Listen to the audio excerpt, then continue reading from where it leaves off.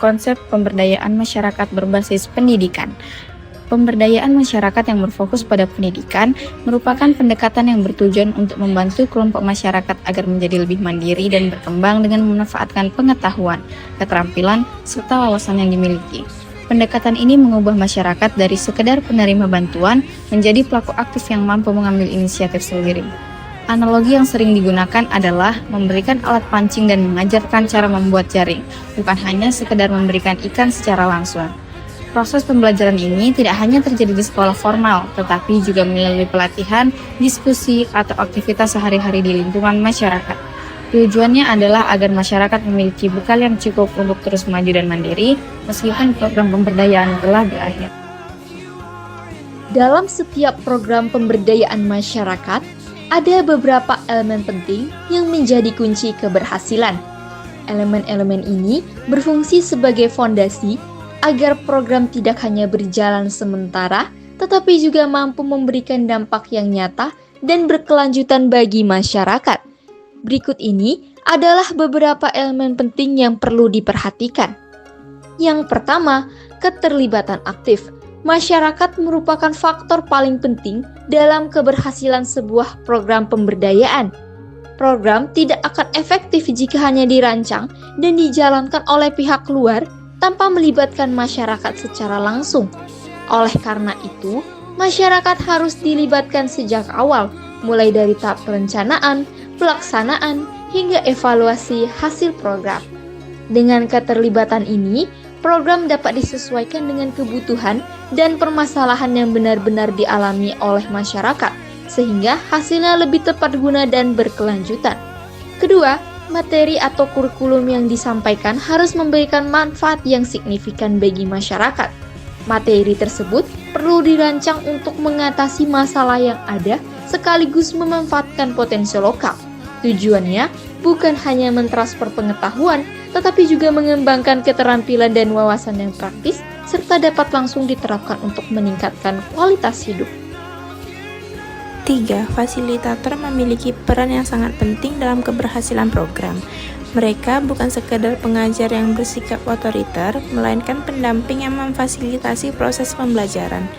Tugas utama fasilitator adalah menciptakan suasana yang nyaman, aman, agar masyarakat dapat berdiskusi, berbagi pengalaman, dan menentukan solusi secara mandiri.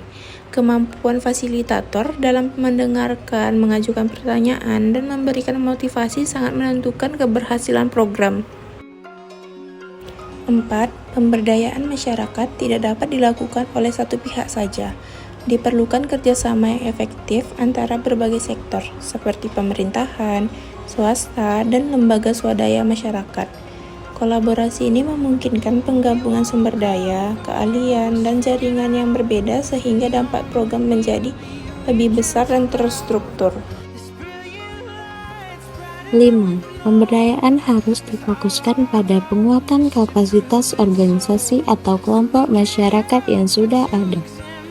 Dengan memperkuat lembaga lokal seperti koperasi, kelompok tani atau karang taruna, program dapat terus berjalan secara mandiri dan berkelanjutan meskipun pendampingnya sudah tidak terlibat lagi.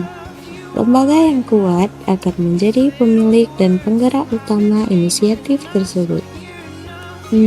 Penggunaan teknologi dalam program harus disesuaikan dengan kebutuhan dan kemampuan masyarakat. Teknologi yang tepat, mudah diakses, dan mampu meningkatkan efisiensi serta jangkauan program secara signifikan. Tujuannya bukan untuk membuat masyarakat bergantung pada teknologi, melainkan untuk memberdayakan mereka agar lebih mandiri.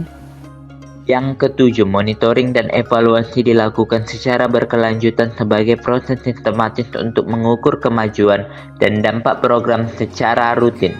Melalui monitoring dan evaluasi, program dapat diperbaiki dan disesuaikan sesuai kebutuhan.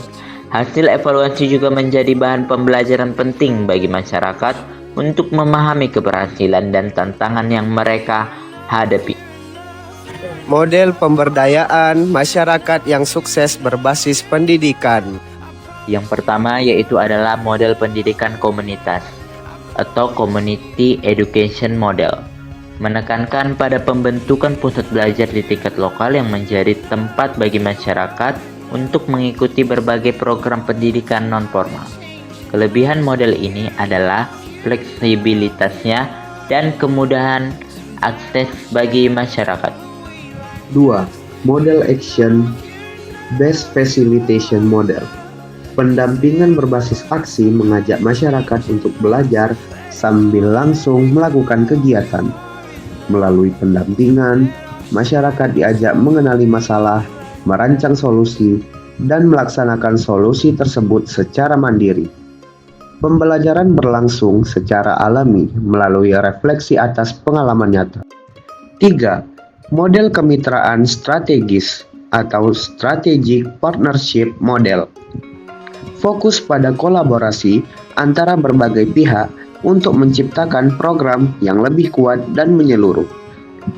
Setiap pihak memberikan kontribusi sesuai dengan keahlian dan kapasitasnya demi mencapai tujuan bersama secara efektif.